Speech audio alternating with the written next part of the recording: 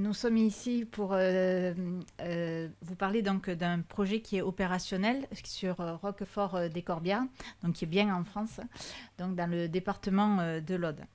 Donc pour vous dresser un petit peu le contexte dans lequel ce projet s'est déroulé, bon, la première question, ça a été est-ce que ce projet est faisable et est-ce que donc il requiert toutes les tous les critères pour être une opportunité pour ce territoire.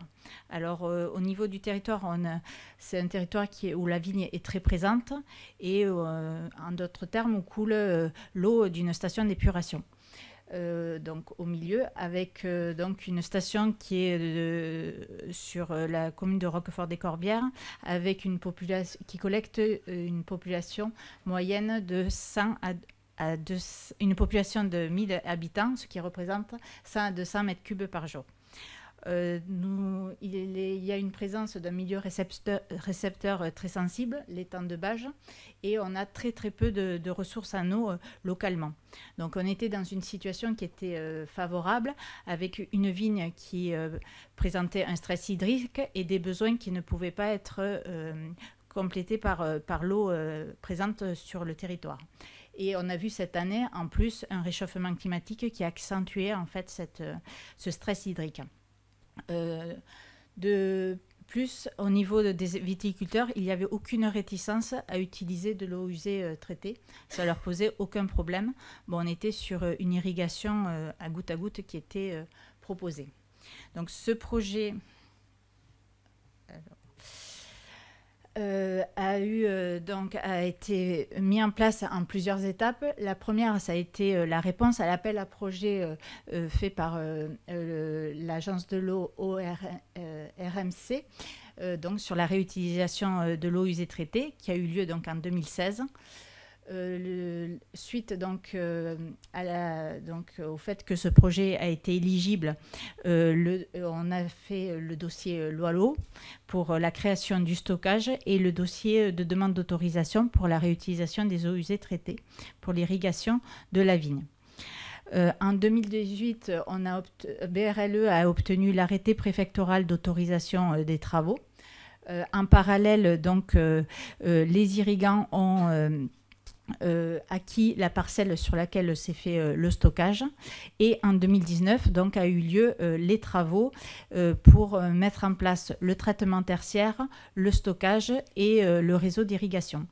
Et donc, dès 2019, il y a eu la première campagne d'irrigation qui a eu lieu. Et donc là, on est en 2022 où on a déjà 4 ans de recul sur donc, la réutilisation des eaux usées traitées sur ce territoire. Donc de 2019 à 2022, c'était un projet pilote. Et depuis 2022, on est passé dans une phase d'exploitation avec une convention de prestation qui relie BRL Exploitation et l'association des irrigants du Rieu. Donc ça, pour vous dire, c'est quand même un projet multi-acteurs. Donc tout d'abord, BRL Exploitation travaille en partenariat avec l'INRAE et l'IFV sur les impacts de la réutilisation des eaux usées traitées sur ce territoire. Mais donc BRL a eu l'arrêté d'autorisation. Il est maître d'ouvrage des installations de réutilisation, donc du stockage, du traitement tertiaire et du réseau principal d'irrigation. Les eaux usées traitées proviennent de la station d'épuration de Roquefort qui est exploitée par Veolia, dont le Grand Narbonne a confié la gestion et l'exploitation de la station d'épuration.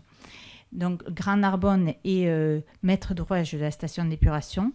Et ensuite, les eaux donc, sont utilisées par l'association l'ASL du Rieu qui regroupe l'ensemble des viticulteurs qui sont présents sur le territoire autour de la station d'épuration.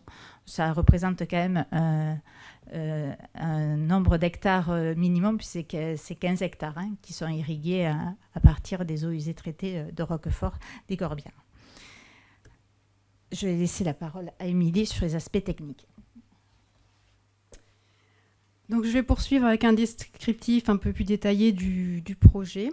Alors, donc, comme l'a indiqué Delphine, la station d'épuration est de taille moyenne. C'est une station de capacité 2000 équivalents habitants avec une faible saisonnalité de la production, contrairement aux communes littorales plus impactées par le tourisme. Donc on a un débit de rejet de l'ordre de 100 à 200 mètres cubes jour. C'est une station classique traitement par bout activé avec un traitement complémentaire du phosphore. Les eaux sont récupérées en aval du canal de comptage.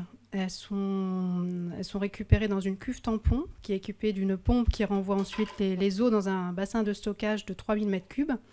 C'est un stockage en remblai compacté. L'étanchéité est assurée par une géomembrane. C'est un stockage longue durée avec apport tampon en période d'irrigation. Le bassin est équipé d'une pompe qui est fixée à un radeau qui permet de prélever les eaux dans l'horizon de surface. Ces eaux sont renvoyées donc, dans le container qui renferme les installations de traitement tertiaire. Donc, on a une filtration préalable lente sur granulés de verre, suivie d'une désinfection par rayonnement UV dynamique. Et également, on injecte ponctuellement du chlore pour l'entretien des réseaux d'irrigation.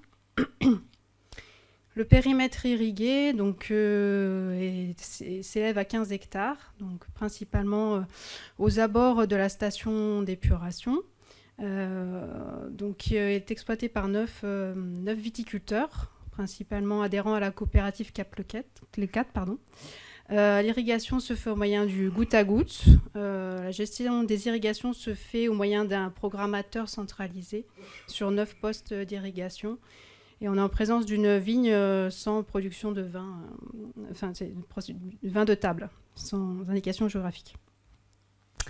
Une des caractéristiques de l'irrigation par les eaux usées traitées, contrairement à un réseau hydraulique régional sous pression où on a juste à ouvrir la borne, c'est que voilà, la gestion des irrigations doit tenir compte de l'adéquation entre la ressource, le besoin agronomique et les attentes des viticulteurs. Alors, au niveau de la ressource, on dispose des 3000 m3 du bassin de stockage et également des apports journaliers de 100 à 200 m3 en période d'irrigation. Donc, ce qui nécessite de raisonner la stratégie d'irrigation en tenant compte justement de la vidange du bassin et d'optimiser la date de démarrage pour, en période de plus forte demande, ne pas se retrouver avec un bassin vide. Une autre caractéristique, qui est aussi un point d'amélioration pour les années à venir, c'est qu'on adopte une stratégie d'irrigation homogène sur un vignoble aux caractéristiques hétérogènes en termes de cépage et de date d'implantation. Alors, juste pour vous illustrer la variabilité, on va dire, climatique sur le site, en termes de pluviométrie, cumul et de répartition dans l'année. Juste 2 exemples. En 2021, on a eu une très mauvaise recharge hivernale avec un niveau de remplissage de l'ARU au débourrement de seulement 30%, ce qui a nécessité un démarrage des irrigations plus précoces. Alors qu'en 2022, les pluies de l'hiver ont permis de recharger presque intégralement la réserve utile. Par contre, l'été qui a suivi était très très sec et voilà, la situation se poursuit encore actuellement. En moyenne, sur les 4 ans d'irrigation, on a un apport de 60 à 90 mm d'eau usée traitée, avec, donc on a dit en 2021, un démarrage plus précoce. Et donc, pour adopter une stratégie raisonnée, on bénéficie de l'appui de l'Institut français de la vigne et du vin.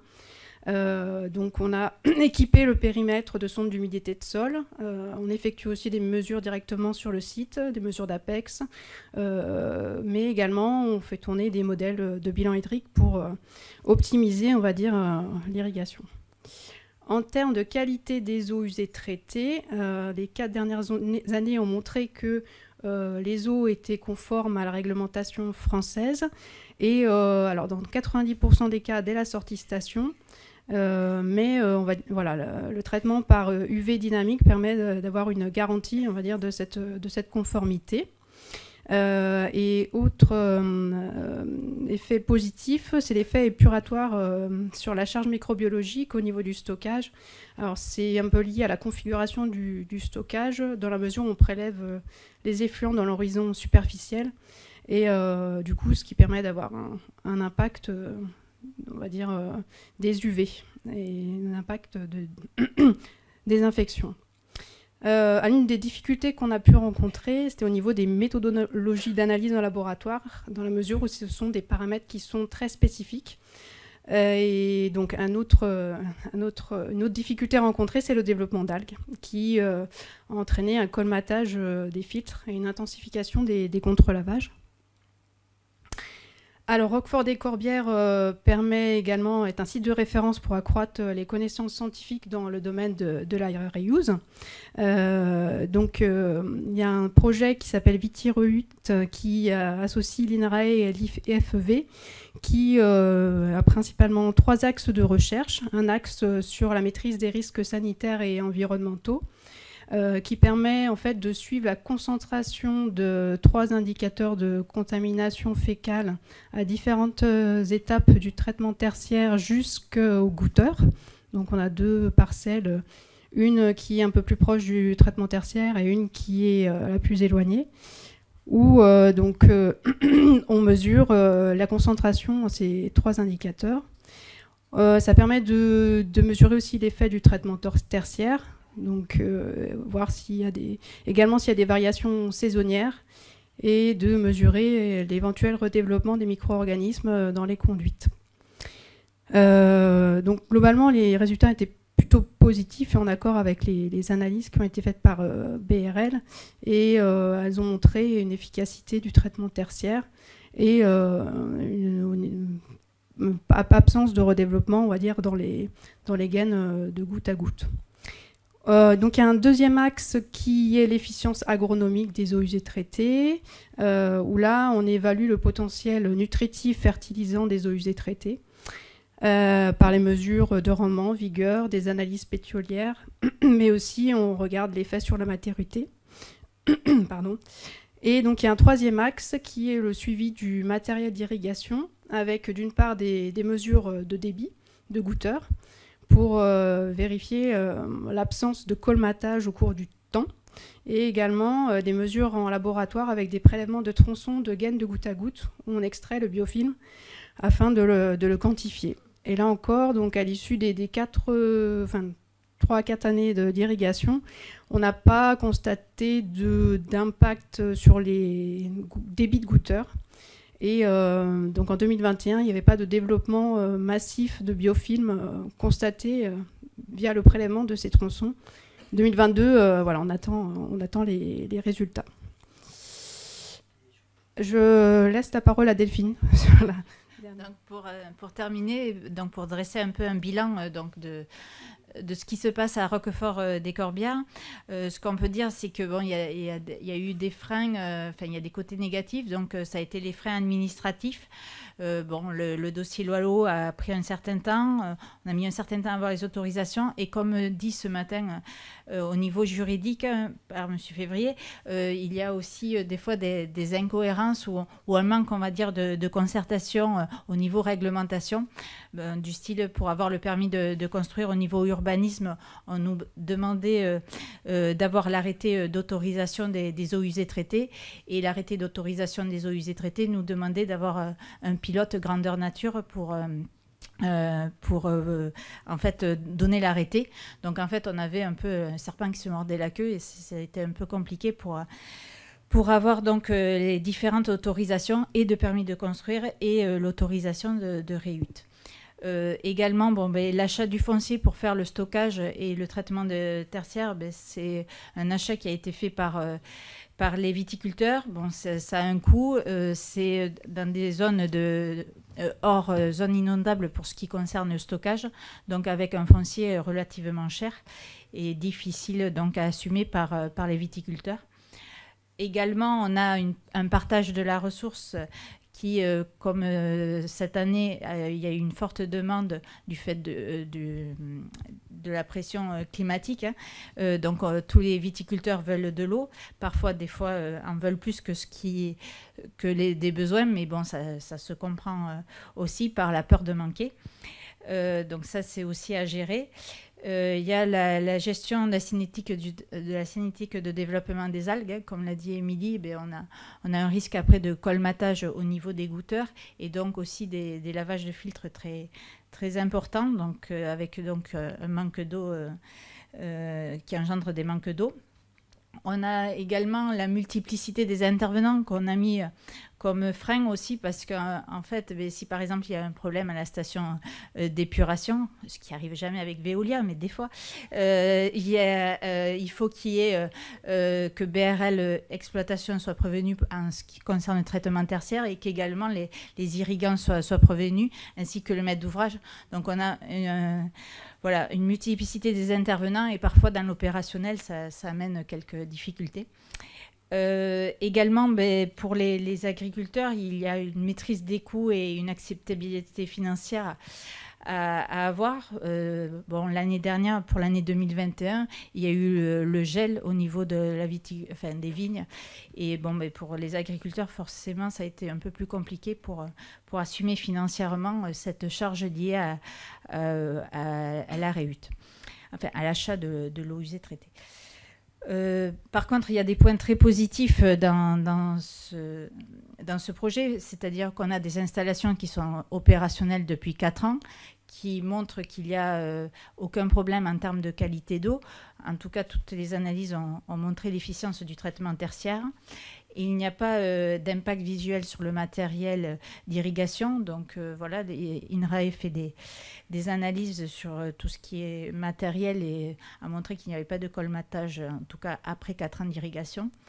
On peut accroître, on a accru, et puis on va continuer à accroître les connaissances scientifiques au niveau donc et qualité d'eau et matériel d'irrigation, et on a une forte demande et une bonne acceptabilité des utilisateurs vis-à-vis de cette eau usée traitée.